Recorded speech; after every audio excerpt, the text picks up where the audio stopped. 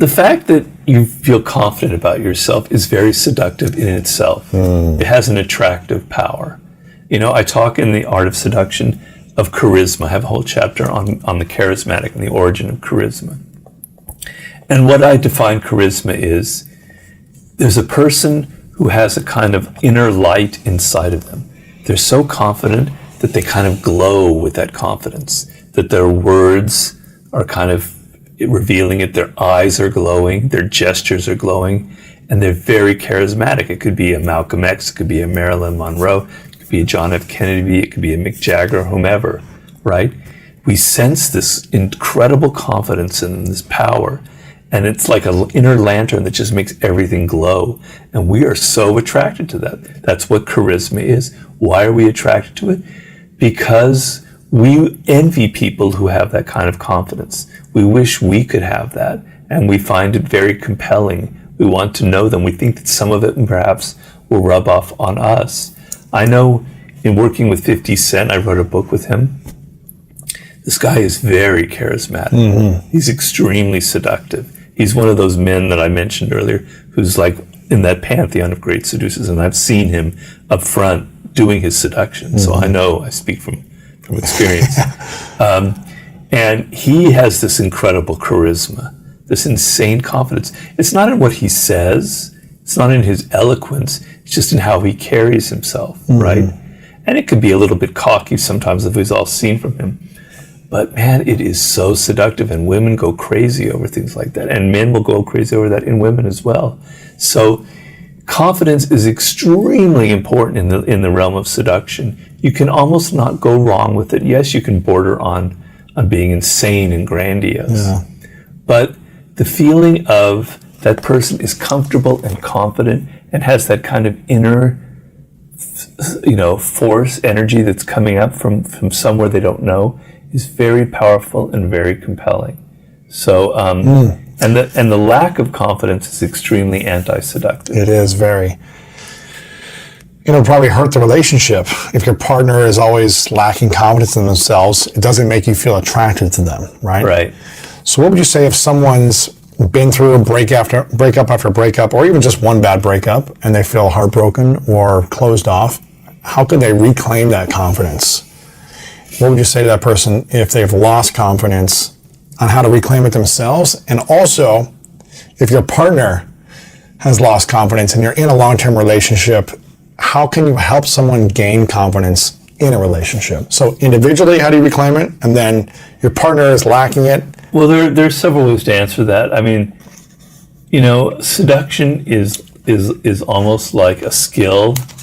It's almost like being able to hit a baseball and bat 300. Yes. So the best thing you can do after a bad relationship is go back in the game and try and meet other women and go back in and if you fail, to have a kind of a light attitude and not care. But closing yourself off will make it harder, each time harder, to get outside of yourself, right? I can remember one time I was in New York. I was young. I was maybe 24. I was on the subway, and I just received some great news about my career, about this thing that I had written, right? 24, yep. Yeah, and I was on the subway going in somewhere in Manhattan, and all of a sudden, like these women were looking at me, and I'm not saying that never usually happens, right? So I'm not bragging. Yes. What's going on here? Wow, and this one really attractive woman. What's going on here? And then I can't forget that moment. It stuck out in my mind so strongly. Like there's this energy that I had that they were picking up, and they were sensing it, and they were attracted to it. I didn't say anything. I just heard. It wasn't we didn't have a phone then. I just had heard it, and I was really happy, in a great mood. But I'm certain that was that energy was kind of projecting itself onto other people. Yes. So seduction is a skill, and getting out there and trying your hand at meeting other women and going through the process, you'll learn about yourself. You won't take things. Don't try and take things so personally. Get back in the game. By being defensive and going into your shell and saying, "Oh, I don't want to get hurt again," you're going to make it harder each time to get out of that shell. Yes. So that other gender is kind of mysterious to us. We don't really know them, right? Right. They have a different world, a different personality, right? But the more you interact with women or men, the more you can kind of get a sense of what drives them and motivates. You can't ever totally understand them. A man can never ever understand a woman. There's always a big mystery there. Eventually, thank God there is. But to the degree that you interact with women or men in any situation, you're kind of learning about them. You're getting more comfortable with them, right? Yes. So a lot of great male seducers had sisters. And a lot of great female seductresses had brothers. Interesting. They grew very comfortable with that male or female presence. And they might have been around the sister's friends, or the woman might have been around their brother's guy friends and been around that energy more. Right. So as for if you had just brothers, women seem kind of scary or weird, or what do they want, and the opposite is true. Yeah. So interacting, getting outside yourself, interacting with women, you'll get to feel more confident, you'll learn more, and you'll be more comfortable in their presence. So don't go into a shell. That's the main thing. That's the key. And what about, did you have something else? No, you had a second part. What about if you're a partner, you're in a relationship for 10 years, and whatever reason your partner, man or woman, is lacking confidence. They're insecure, they're doubting themselves over and over. What could the other partner do to help them reclaim their confidence? Or is that not something you can do? No, you can do that. You can find what it is that they need validation about, and you can, give them pep talks and make it clear to them. This is the most important thing, Lewis. Make it clear to them that you still have confidence in them. You haven't lost it. Because the sense that that other person is losing faith in you and your abilities is deadly. That's big. So if you care about that person and you don't want to see them go down the drain with their insecurities, make it clear that you haven't lost faith in them and show it to them in certain ways. Whatever it is that they're worried about, show them that you still believe that they can accomplish something. The relationship I've been in, it predates the 48 Laws of Power just barely, right? And before the 48 Laws of Power, I was a nobody. I had no money. I had no success. I was very frustrated. I was depressed. Really? I was very depressed, even bordering on suicidal. Wow. I was 37. I hadn't gone anywhere. It didn't bother her. She had faith in me. She had confidence in me, right? She saw that something probably would happen. And, and then it did with the 48 Laws. But, I could sense that. She could sense that there was something I could do, right? So she kept boosting me about my writing and about my career. So what is it that person is insecure about? Boost them up, make them feel like you haven't lost faith in them. And that will be almost enough in itself. What are a couple skills you wish you would have mastered earlier in life that maybe you've mastered now, or maybe you haven't yet, that you wish you would have? I wish I mastered a 3-point jump shot. Okay. 3-point jump shot. Yeah. You're a 2-hand shooter? Yeah. No. I don't know. Because when it came time to write that book, I had learned a lot about researching. Maybe about marketing, because I'm not very good at that, to be honest with you. That's why I rely on people like Ryan Holiday, who know their shit, as opposed to me, who knows nothing. Yeah. So I wish I had been a little smarter about things like that, because I was so much in my head into my books and my research writing that I never really paid attention. Wish I'd been a little more hard-edged that way. Learning about promotion and marketing. Yeah. It's true, because my brother, who's one of the best jazz violinists in the world. Really? Yeah, he's arguably #1 in the world at jazz violin. And he said there's so many talented artists that think they're going to be discovered, like in their basement or something. But you have to learn how to master your art, and then how to master the art of selling yourself. Definitely. Because if no one knows who you are, then you're not going to have opportunities. You're not going to be able to monetize your craft, your art, or have, provide a lifestyle for yourself. So, and if no one is aware of your art, then you're doing a disservice to the world by just hiding it for yourself or for a couple friends. A lot of artists have that problem because they think that kind of sullies the what they're producing, and they're afraid of that part of the game. But that's why a lot of artists fail. The ones who are successful know how to play that game of power to some degree. They're not so naive, right? The game of power. What do you mean by that? Well, take the art world, for instance, something I know fairly well from people who I've known personally. It's a cutthroat industry, right? The number of kids who go to art school is like hundreds of thousands in the United States. The number of artists who can make a living, you can count them on two hands, right? Okay, so what's going on here? Well, it's that it's really, really difficult to make it. And who are these people who make it?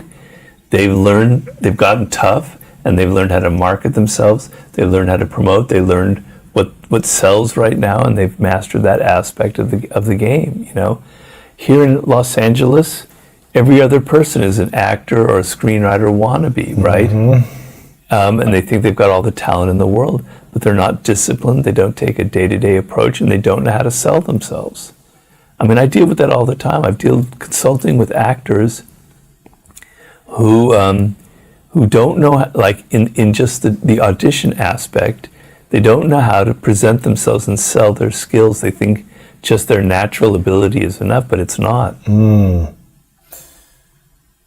So what skill is that? The art of selling yourself, marketing? Is that just communication skills? Is that understanding human nature and how people think and building them up? Like, what would you say that would be? It's the whole sandwich there. Yeah. It's like it's all of your books combined. Yes, it is. I'm afraid. Seduction, power, mastery, all these things. Yeah. So you have to understand the power game to some degree. You have to understand that there are people who control your business, your industries. They have more power than others. They have egos. They're insecure. If you don't know how to appeal to them, if you don't know how to appeal to their self-interest, they're not going to finance you, they're not going to help you. You have to understand the political game. You have to be able to play to what's going to please them. You have to be able to get rid of your ego sometimes and do things that maybe aren't exactly what you want to do, but is the right career move. You also have to know how to package things. And I talk a lot about that in my books, in the 48 Laws of Power. You have to understand human psychology. People want drama. They want something that stands out. They want something that's strong, that's forceful, that's impactful, right? And you're sitting here writing something that kind of meanders, that sells it kind of in this half-baked way, etc. No, you've got to hit directly. You have to hit people's emotions. We're emotional animals. And that's sort of the key to marketing, is hitting people's emotions, not their intellect, not their ideas, right? I mean, it's the whole thing. You have to understand human nature, you have to understand psychology, you have to understand politics and egos. You gotta learn a lot in life just to get, anything that's inside of you out and being semi-successful. Yeah. It's not the craft itself, it's everything else around the craft. Unfortunately, because, Steve Jobs and Wozniak, forget his first name. Yeah, Steve Wozniak. Wozniak was by far the more brilliant person. He was the most brilliant person with computers of his time in the late 70s, early 80s. Steve Jobs was really very weak when it came to computing and things like that. But look who made it. The person who understood marketing, right? He understood human psychology, marketing, persuasion, the political game, the theatrics of communication. Theatrics, definitely, right? Yes. So talent is important, but it will only get you so far. There are so many talented basketball players just in the United States, but the ones who make it are not always the most talented, but they're the most disciplined of all. Absolutely. I played with so many athletes better than me on teams that weren't disciplined enough or committed enough just to do the extra effort and work to get to the next level. Right. To be on the field, to stay on the field, to get thrown the ball to get the tryouts or whatever it was, the next level. And I would just say that I had more commitment than a lot of people that were better than me. And I just remember being like, man, there's guys in the pickup games in basketball who were freaks that could have played, but they just didn't lack the discipline and the consistency or the attitude and so they get kicked off the team because they just had a bad attitude. Right. So we got to learn all these other things for sure. What do you think is the skill that a lot of people master that's actually wasting their time? Never really thought of that.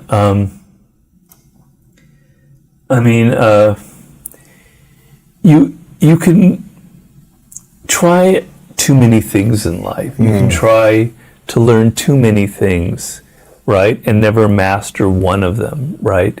So the temptation in our culture is, with all the access to information, all the things going on in the media, to think that I'm going to start picking up the guitar now, and then I'm also going to learn this, and I'm going to learn that.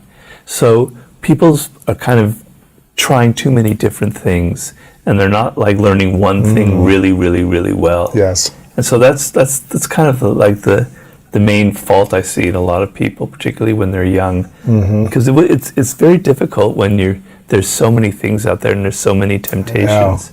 And I think it's a balance of it, because there's a book, I think his name's David Epstein. Do you know David Epstein? He wrote a book called Sports Gene, I think it was called, but he also wrote a book called Range, which talks about all these successful people who actually had a range of skills that later in life, I think I mentioned this before with you, that you had a range of all these skills that maybe you did okay at, but didn't really optimize fully and succeed at, but the range of skills you had created these weird books. Yeah. I mean, these weird, powerful books that were different at the time, that were unique, and if you didn't have that range of trying all these things, maybe you wouldn't have created this unique product at the end.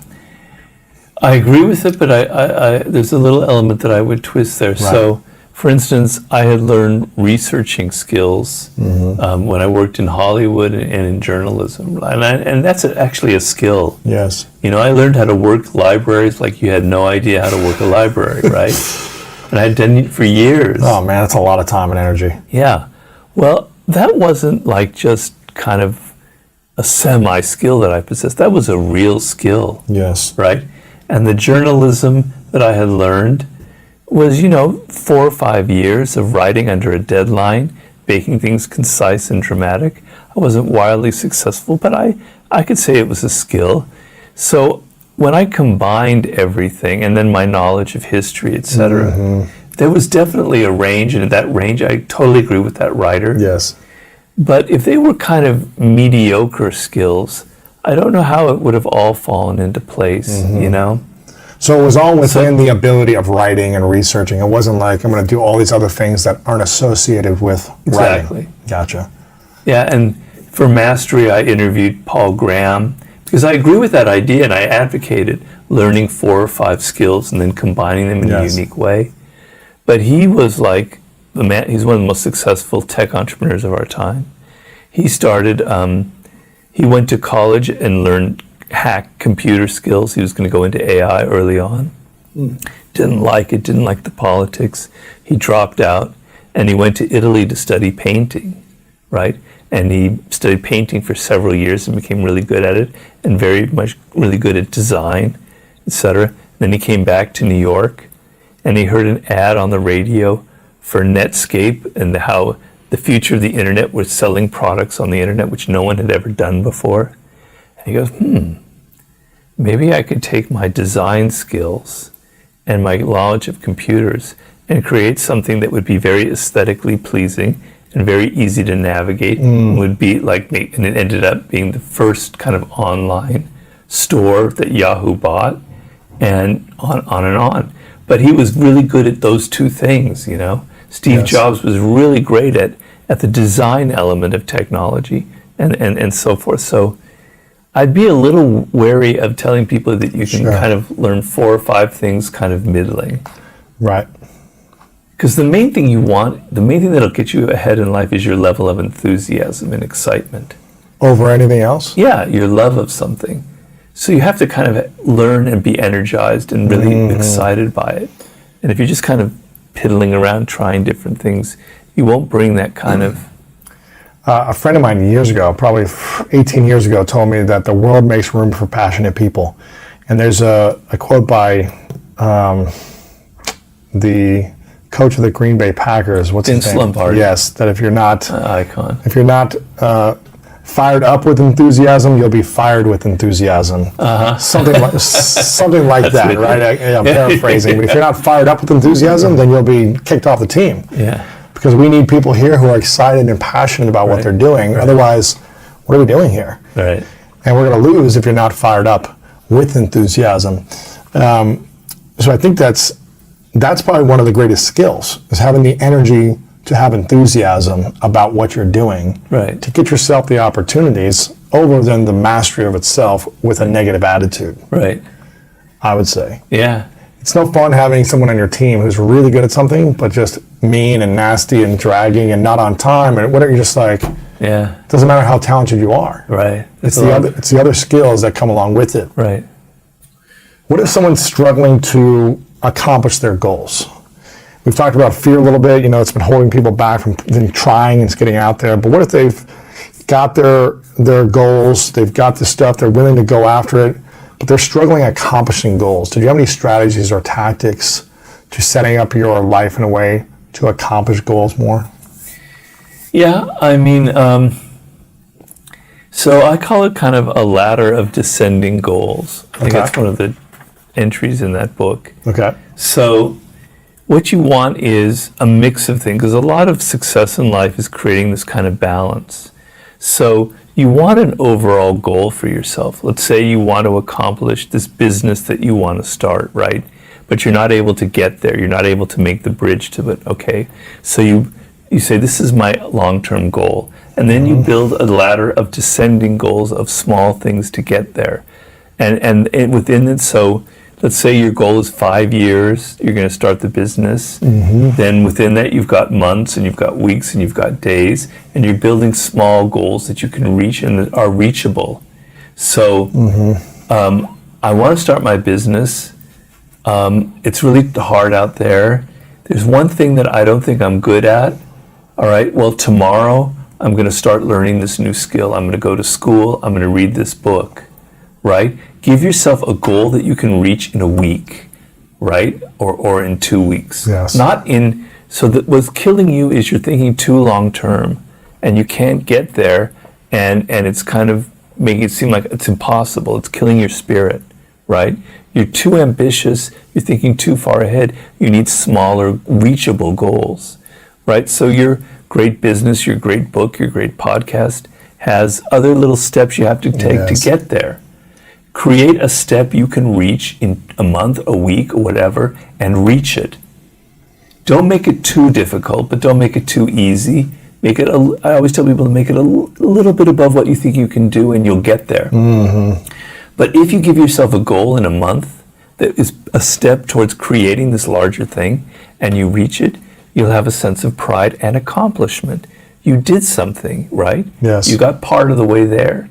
And like, with determination, you can, you're on your way, and you can do that again, and you can make another smaller goal. And you're not paying attention to 5 years from now, you're paying attention to tomorrow's goal. Your eyes are focused on these small steps. You don't lose sight of the larger goal, because then you'll get mired in details. It's driving you, but your main focus is on reaching what you've set yourself up for, month by month, by week, by week, by week. Baby steps. Yes. If you do something every day and you reach these things, the sense of you've never done anything is what's killing you. You need to have a sense that you actually have something to show for it. You actually have reached part of the way there. Yes. And believe me, when I start a book, it's like, my God, I can't, how am I going to make it? Well, I start off simply, and I go from simple goals, and I have a process I go through, and I don't worry about 3 years down the road. I worry about what I'm going to do tomorrow. Do you think anger, resentment, frustration is a greater power to create over love? Or if we came from a place of love, could it be that much more powerful, our creation? Well, that's a great question, and it really depends on who you are. Sometimes those dark energies have more kind of power behind them. They impel you. They do. And love it just kind of love doesn't necessarily make you want to write a book, although it can. But for me personally, I'm speaking from personal experience, it wasn't love that made me want to write a book. It was anger and bitterness, right? I'll show you. Yeah. Yeah, I'll show you mentality. Whereas, I love this, I love that. It's not gonna.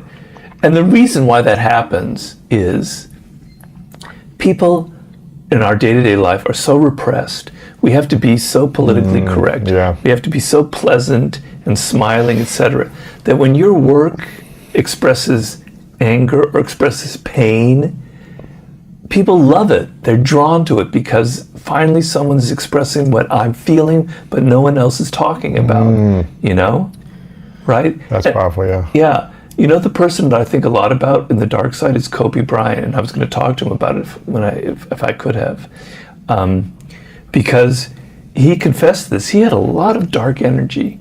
He had a lot of anger, and he was so competitive. He wanted to crush you on the basketball court, and he spoke of it in those terms. It wasn't like a friendly little basketball game. This was war.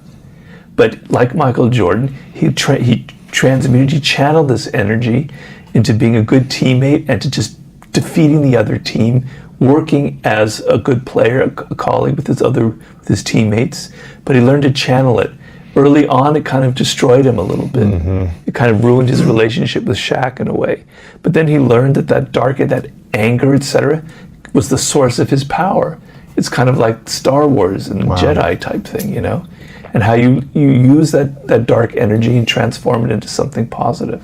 Do you think there's a basketball player or an athlete or someone who could not have dark energy and anger? Could have love. Who could be just like, I'm just grateful for my family, my wife, my kids, like my health, and I'm just going to go out and channel my gifts to serve, to inspire, because I love the sport.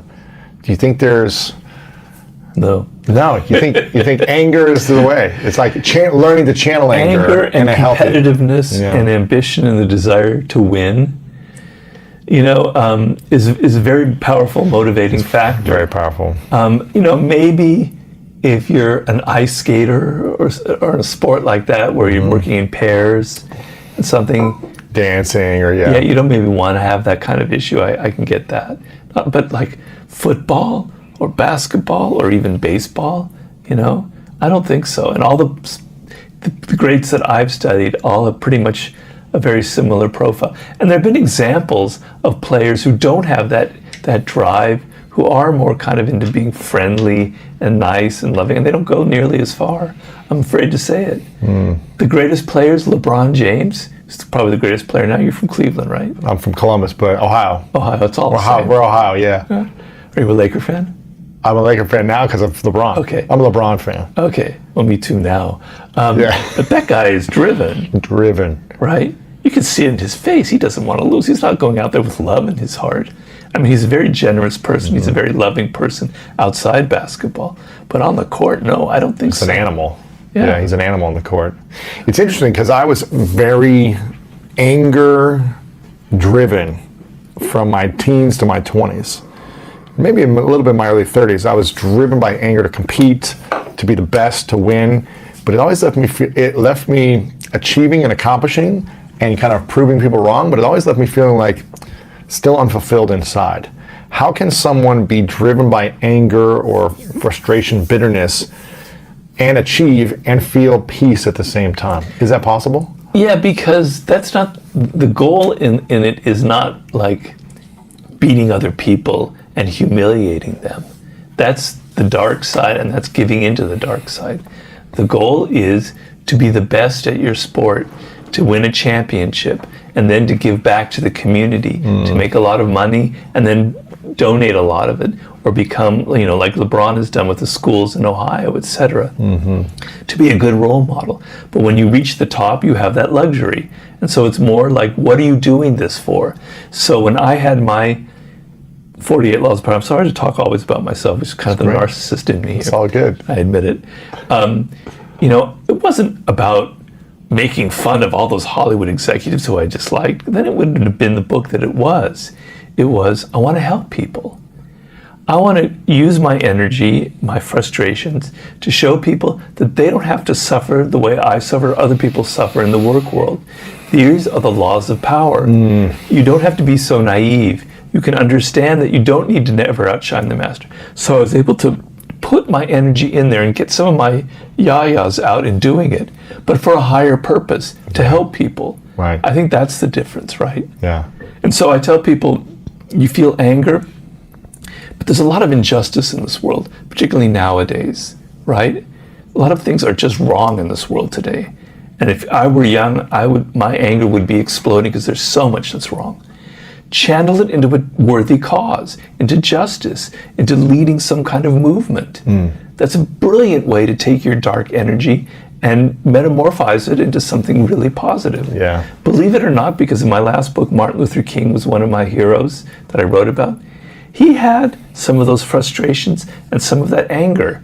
He grew up in Atlanta where there wasn't as much racism because he was in a relatively good neighborhood. His father was a preacher. He saw racism, but he was a little bit shielded from it.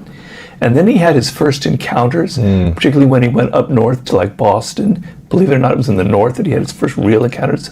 He had a few before that, and then he's like, God, he was really angry about it. It really was an eye-opener. And he learned that he couldn't give into that kind of emotion. What he was going to do with his life is he was going to use it to help blacks in the South. He was going to return to the South. His path, he thought, was to stay in Boston, New England, because it was like cushy, etc. But then he realized, no, I've got to take all this bitterness that I feel and I've got to go back to the South at the risk of my own life and help my people, So working for a cause is probably the best way you can channel some of that dark energy. So how do we be angry about a cause, but not being a prisoner to that thing, that unjust thing that's happening in the world? Is there a way we can still be angry and in movement and creation mode, but not be a prisoner to that situation? Well, what would being a prisoner mean? I think allowing it to affect you emotionally, to consume you, to control you, to make you focused on that thing all the time, as opposed to just being it's alone. Where your energy is. Is it about you? Is it about you and your emotions and your anger, or is it about helping people and about the cause? So is it for something greater than yourself? And if it's for something greater than yourself, then you're not a prisoner of it. Got it. Because you're getting outside your own ego and you're actually working to help people. Okay? But I can tell you, a lot of social movements and revolutions, if you want to call it, or reform movements, they peter out because they lose energy. They lose a drive. The initial impetus sort of isn't quite there. And you've got to be able to keep it alive, How do you keep it alive? Because you feel nothing has changed. The injustice is there. I mean, look at someone like Martin Luther King, what he had to put up with constantly. Constant failures, constant rejection.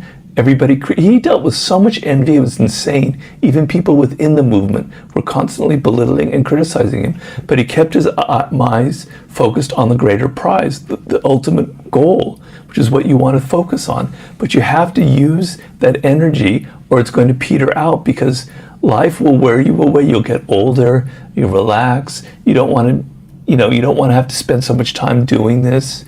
And you get soft and the energy dries up. And you need that energy. Every time I write a book, I'm starting from ground zero and I'm going, okay, Robert, what's going to motivate you? What's something that really irritates you and it makes you angry and pissed off, right? Yeah. Okay, because now feeling that, you're going to get over that mountain of writing the book, and you're going to feel, every time you write a chapter, you're going to feel that emotional kind of thing in your gut, and you're going to express it. But I'm not doing it for me. It's because I know it's going to help people, Yeah. So for my new book, I'm really frustrated and irritated by how limited people are about their thinking. And I'm not blaming people, because I have the same problem. It's like, the world is this insanely awesome thing to be alive. Do you know what it means to be alive? Do you know what everything had to fall into, go back to the Big Bang, which is what I'm writing about now. and all the little pieces that had to fall into place for life even to begin on the Earth, and then for animals, and then for a giant asteroid to hit Earth, some 70 million years ago, so the dinosaurs are wiped out. None of this you wouldn't be here. Lewis wouldn't be here if your parents hadn't met. So your life is like this insanely unlikely thing that ever happened. Do you know how awesome it is? Do you know how awesome it is to look out and see stars in the sky or things around you? And people are not. They're locked in their little banal worlds of social media, etc. They're not opening their minds up to what it means to really be alive. And it makes me angry. That's good. So that's why I'm gonna write the book. What's the title of this book? Are you sharing that yet or no? Yeah, The Law of the Sublime. So it's about how we can think differently, or how we can open our minds to possibilities? Yeah, it's to reanimate your soul so you feel excited about things, so you feel like, when you were a child, you were curious about so many things, you were open to so many experiences, things were constantly wowing you. And then you become blasé and kind of cynical, and you don't want new experiences because they kind of mess with your familiar patterns. And then your life kind of closes and closes and closes. And the sublime is opening your mind up as far as possible, as wide as possible. And opening your mind and your spirit like that makes you more creative, makes you more energized, makes you a better human being, etc. And so I have to write a book with a sense of purpose. I don't write books for money. I swear on the Bible, I do not write books for money. The money comes in and I'm very happy. It's comfortable. But I don't write going, what's the most marketable book I can do next? It's like, what do I need to express in this moment, Yeah. What does sublime mean? What is the definition? Well, you really want to get into the weeds there? It comes from the Latin word sublimen. And there's several meanings of it, but the one that I like is the limen is what's called a threshold. It's like a door that leads from one place to another, right? And sub means right up to. So sublime is right up to the limit. And the way I interpret it is that door is death itself. On the other side is death. And so I draw I have a metaphor, it'll be through in the book and on the cover, of a kind of a circle, right? And our brains tend to work in these kind of conventional patterns, our minds, our thoughts, etc., right? And that circle is the limits that we will not go past. We will not think thoughts beyond that. We'll stay in the circle. Yeah. We won't go beyond it. Right. Just beyond it is this region of the sublime. And it goes in very different arrows. And each arrow is a chapter. But the main arrow is death itself. And when you go up to that door and you peer on the other side, you see something that's going to shake you up, that's going to transform you like it transformed me, right? You're going to realize how short your life is, how weird it is to be alive, the possibilities of what it means to actually die. Near-death experiences are pretty awesome, amazing things. People have had near-death experiences and they've been completely enlightened by them, right? And so that's the ultimate sublime experience, is going up to that threshold of death itself. But there are other experiences that I'm going to be talking about as well. I'm excited about that. That'll be fun. That'll be fun. What about I think you mentioned in the laws of human nature, the first one, confront your dark side. What about the one you're thinking about more now that connects to you? Well, obviously, the chapter on death. Not so much now, but right after my stroke, because that was the last chapter, chapter 18.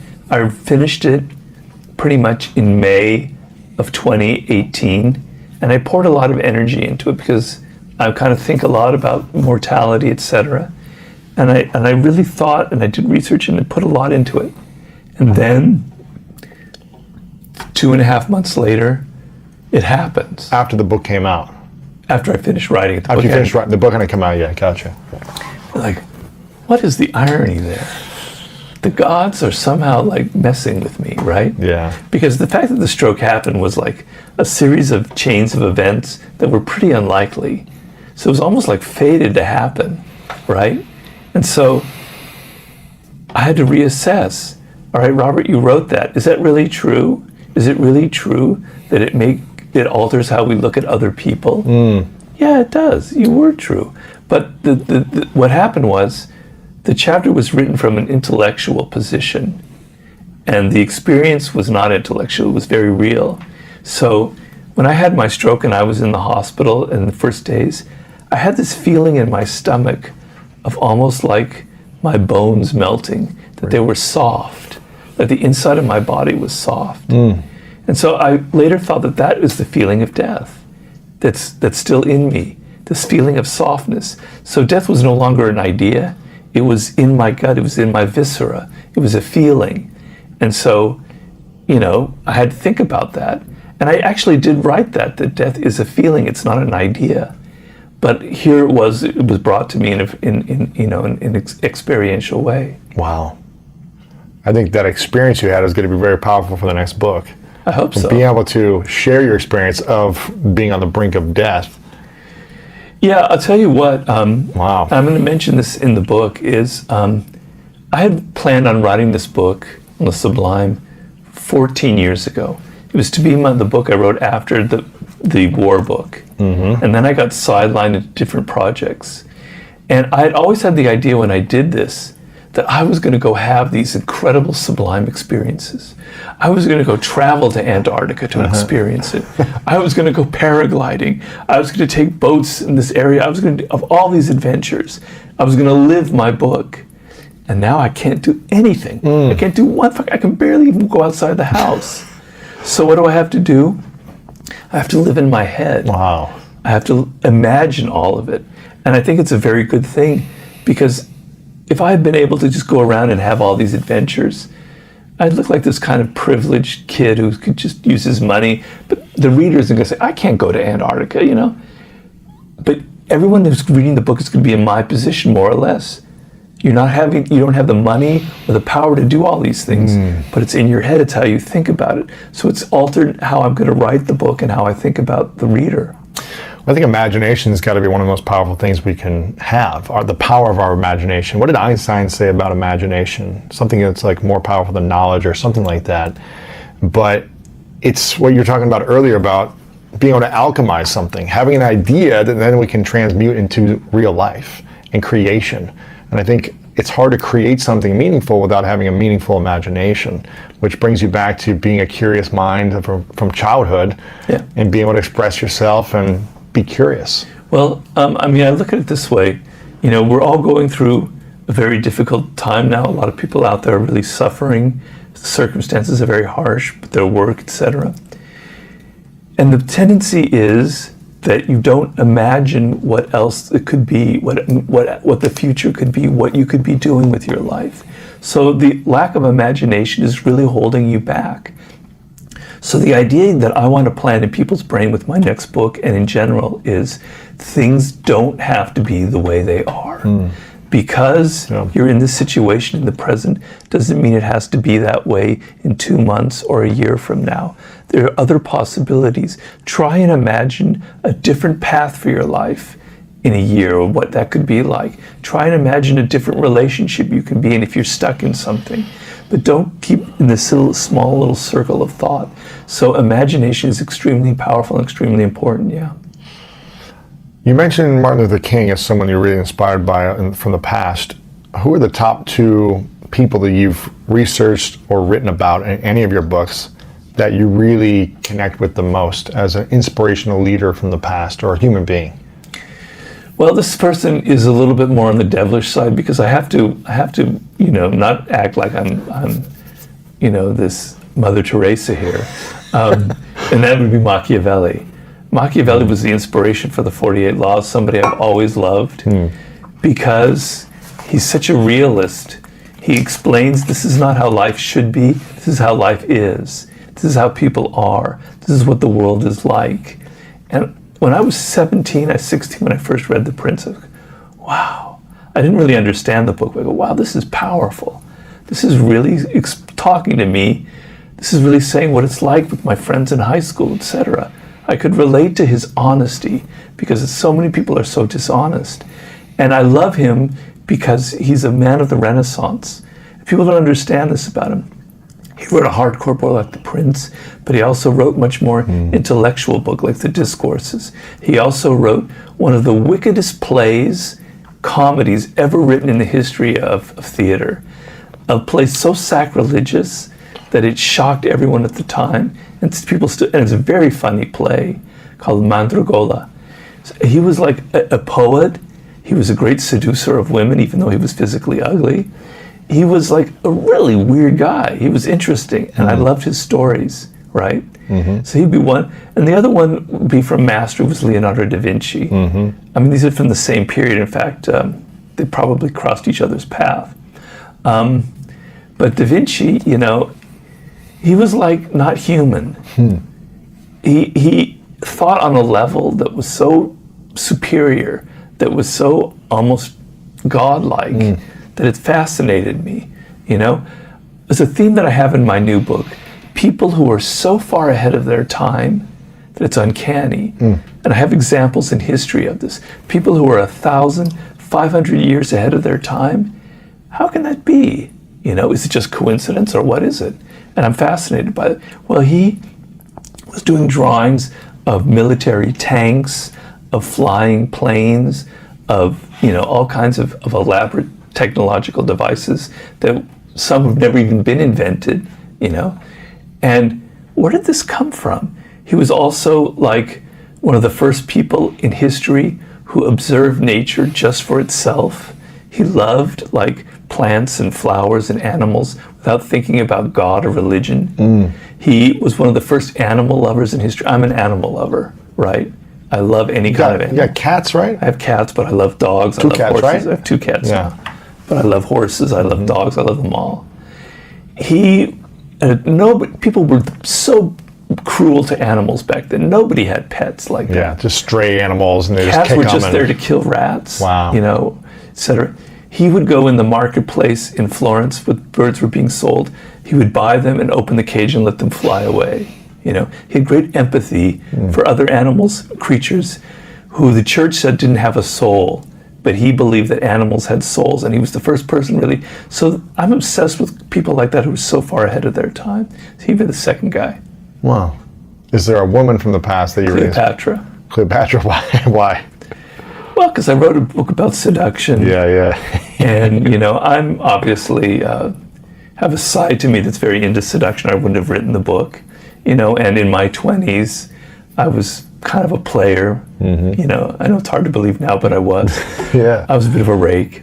And so, and Cleopatra was kind of like almost my ideal in a way that when I read about it, I haven't met her, obviously. But she was very smart. She was quite an intellectual.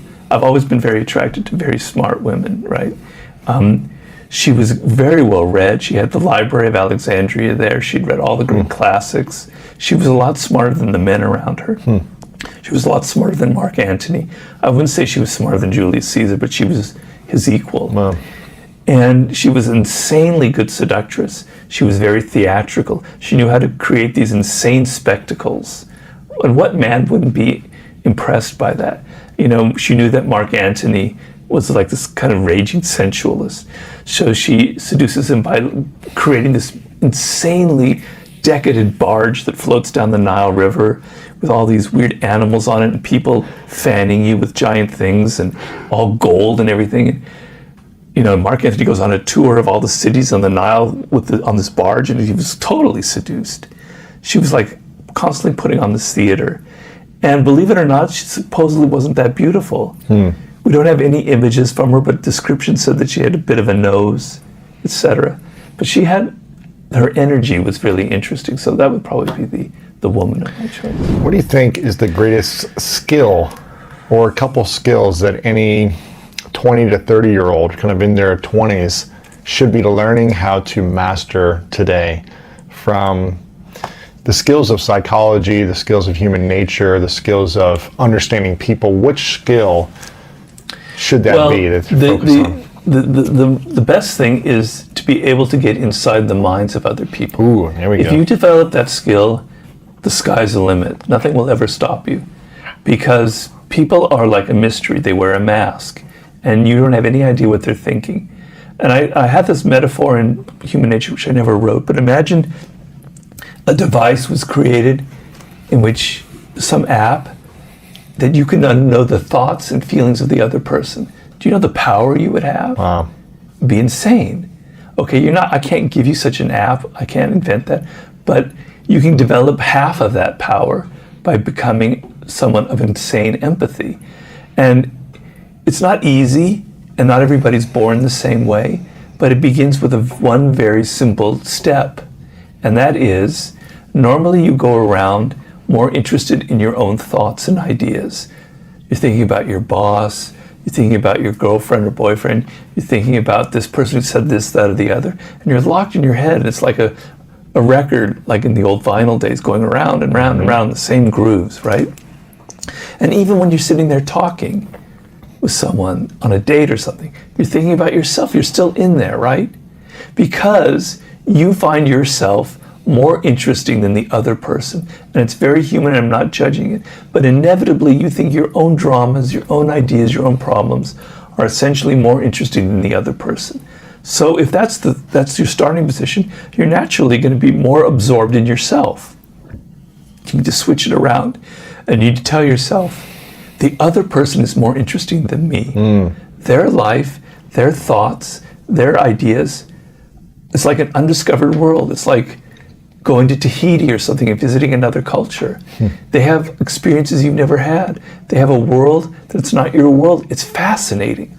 Why do people love movies? They love movies because they get to go inside other people's characters. Yeah.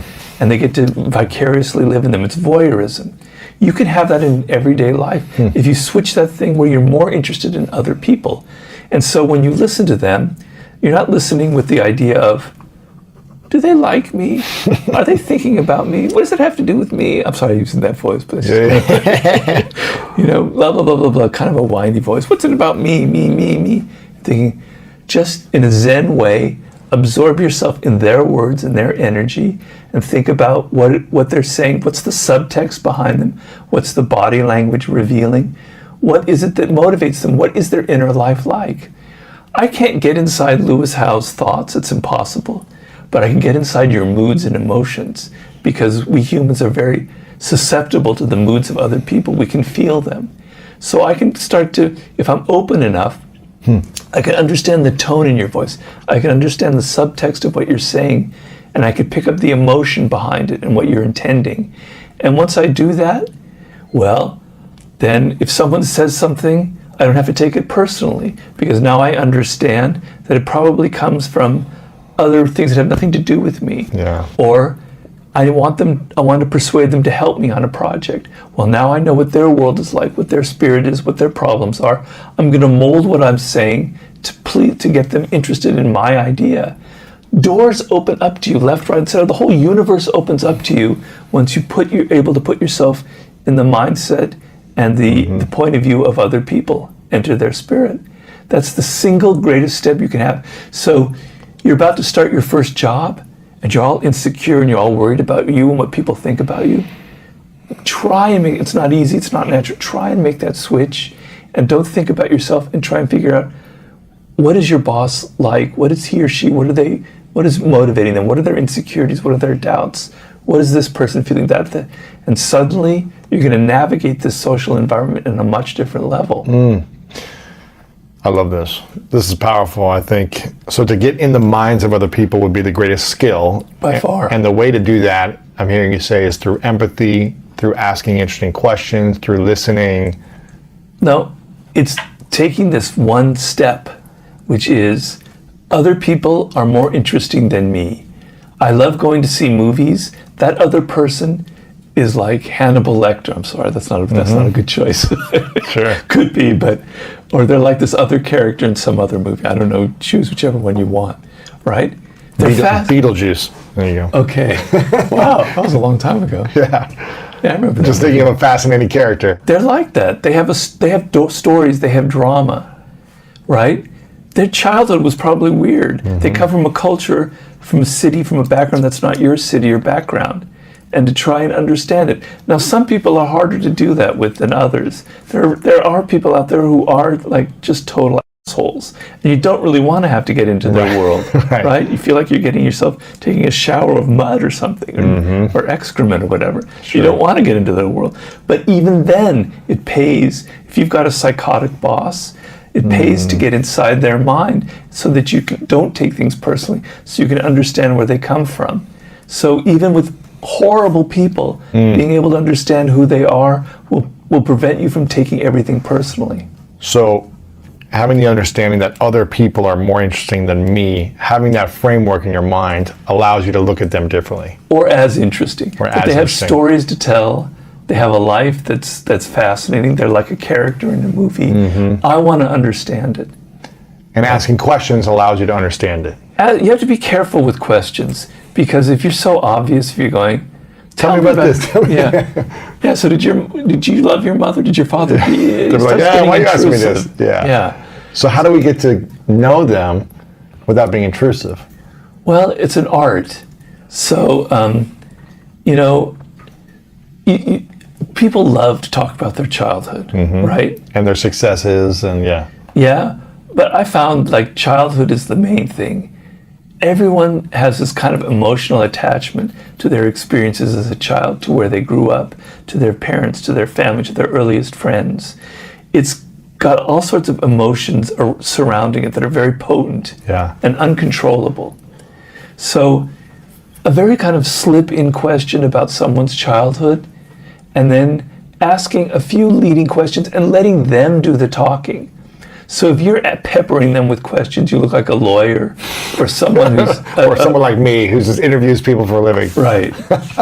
So you want them to do 90% of the time. You can't 90% that it's obvious what you're doing.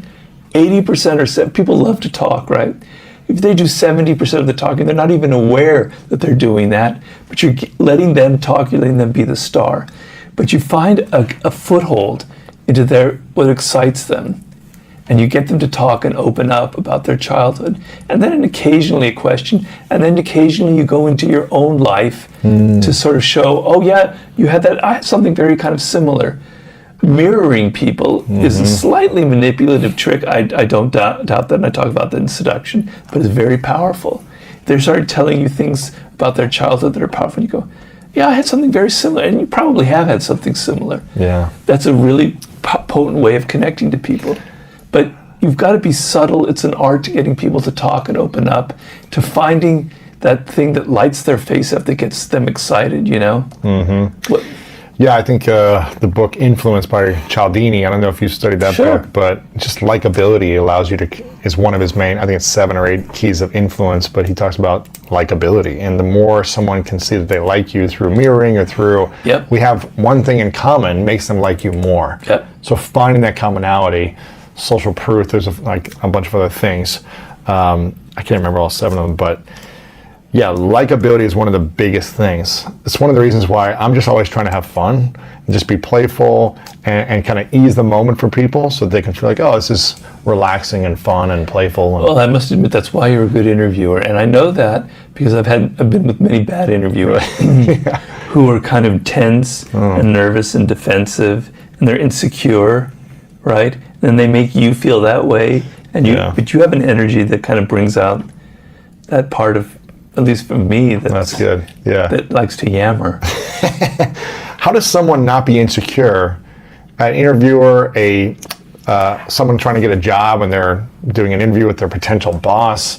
When you're with someone you're inspired by, or higher status, or in an influence position, how do you not be insecure or nervous? Okay, one simple answer. I mean, there might be exceptions, but it's pretty simple. Do your homework. Be prepared. So if you go into an interview, you're naturally nervous. But if you've prepared the shit out of it, you research that person, you know who they are, you know what the company is like, you know what the position is, why the other person was fired, what they're going to need from you, you're going to feel a lot less insecure than if you just kind of go in and wing it, right?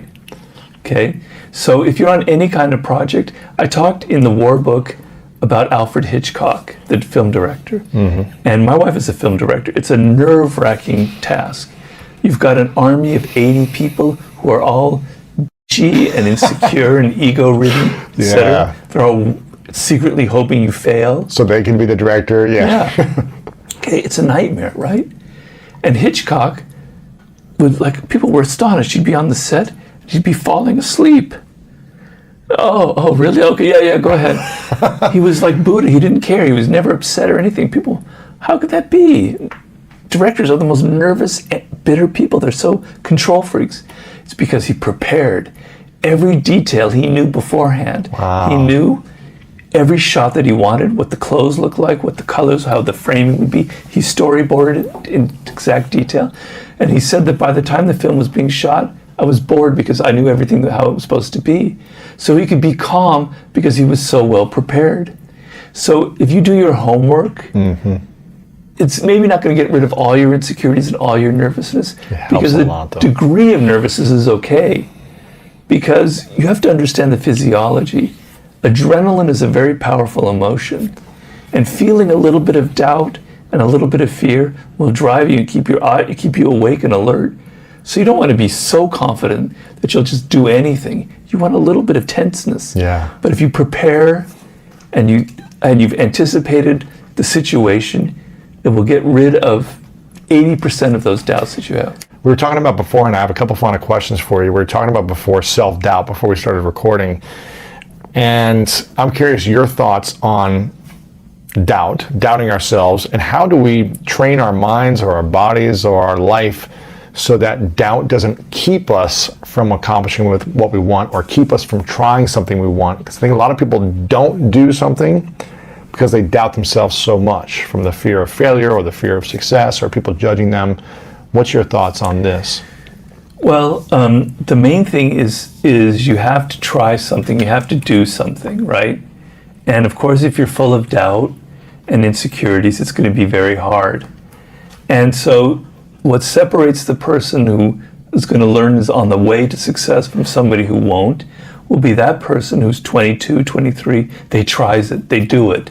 They take that job and they write that thing, or they do that, whatever it is, that the other person maybe wouldn't try, because they're not afraid of failing, right? So a certain level of, you can't control that, because some people are born that way. I don't know if they're born that way, but something about them in their DNA has given them that drive. Yeah. But if you don't have that drive, if you have your insecurities, understand pain is a very powerful motivating factor. But if you're 22 and you don't try something, you don't feel the pain. So why not? And then you're 23, then you're 24, you're not feeling pain. Then you're 28, you're still not feeling pain. Then you're 32, you're starting to feel a little depressed. And you're 35, man. And you're 40, you're picking up the bottle, etc. Yeah. Okay, so understand that you're 22, that life is very difficult, and that you're down a path towards something really, really bad unless you get your act together and try that first thing. Because what happens, people have studied fear, and it's very important. And I know back in 2001, I was in Vienna, Austria, and I was in a theater. I was in the middle of this very packed audience, and there was a fire, and people were panicking and running around, and I got such a sense of claustrophobia. I was like, ah! And from then on, I couldn't get on an airplane. I couldn't get in an elevator. I was like developing major claustrophobia, right? And then I saw a therapist, and she said, you got to expose yourself. You got to go back in that elevator. So true. You got to go back into that airplane, and then you realize it's not so bad, and you'll get over it. But avoiding it, you'll never get over the fear. So take that first step. Do whatever it is that you thought you couldn't do, and don't be afraid, because that is the most important moment in your life. And then you realize it's not so bad. Okay, people are making fun of me, I failed, but they never tried anything. I at least tried it, and now I have an idea for my next one. It wasn't so bad, But if you never make that first step, I don't care, the wisdom of Solomon won't be able to help you, right? You'll always be stopping before you can. So you've got to have the guts to make that first step, and then the doors will open for you. It's what I'm hearing you say is it's an experiential event. It's not a theory of, okay, let me think my way out of the fear, or the insecurity, or the doubt. It's like, no, I have to practice this and experience the feeling of, I failed, or someone laughed at me, or I tripped and fell, whatever it is. You've got to experience it. You have a good way of summarizing what I'm saying, because you said it better than I did. Well, this is something I've been fascinated by, because I think so many people doubt themselves, and their doubt is what keeps them from going after what they want, getting into the relationship they want, getting out of the relationship they want, getting the job, all these things. And they're afraid of failure, they're afraid of success, and they're afraid of people's opinions or judgment when they take this action. And I tell people that the simplest thing you can do is write a list of your biggest fears and insecurities, circle the top one, the one that scares you the most, and then do that until you feel at peace with it, right. Or at least you can embrace it. Essentially become Batman of that fear, right. And live with the bats of that fear, that insecurity. That's a good way to do it. Where then it becomes a powerful thing for you. And this is what I did in my teens and 20s, from being terrified of public speaking, and I went to public speaking class every single week until I felt like, wow, I feel powerful up here, not powerless. Right. And I did it with so many different things that I was insecure about until they became skills as opposed to fears and insecurities. And so I love that you said you've got to expose yourself to the fear. You've got to re-go into the elevator or go back to that theater that had the fire and breathe and feel comfortable so you can live your life. And then we go back to that thought about, that question, could it have been worse? Yeah. Well, think of it this way. If you don't try that thing, it's going to be a lot worse for you down the road. You're going to never get anywhere. And you're going to, the pain will be intense in 15 years. You're not feeling it now, but have that hindsight to realize that the worst thing in life, the worst feeling of all, is to see that you wasted your potential, that you had dreams and you never even tried them, and then you're in your 50s, your 60s, you're facing death. Why was I alive? I didn't do it. I could have done this, that, or that. I never even tried. Remind yourself of that.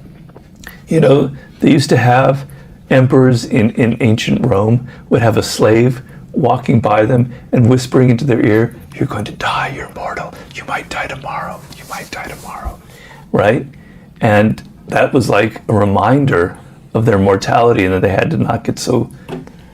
Wasn't that a story from Marcus Aurelius where he had someone talk to him and say, you're just a man or something? That might be. Was that who it was? I can't remember. But someone had someone just say every day, you're just a man. Right. The more powerful he became, to kind of keep him more grounded. Right. You're just a man, or you're going to die. Or just have that whisper, you're going to fail. You're not going to realize your dreams. You're going to waste your life. You're wasting your life. You're wasting your life. You're wasting your life. You don't want to feel that way. I know, it's hard to, I'm coming from a position of privilege and I don't deny that. Sure. But I didn't have anybody help me. And all my success was pretty much on my own. I worked really hard. But I can tell you this, that prior to my success, I was really unhappy. I was very depressed. I even had moments I was suicidal. I felt like I could do something, but I wasn't able to do it. And then the ability to write my books now, I don't have that feeling anymore. And it's the greatest thing in the world to not ever feel like, that doubt and that depression. It's like a constant exhilaration. It's amazing. I finished it. I wrote that book. I did it. I can feel good about myself. And I want other people to understand that. You may not, it doesn't have to be a grand project.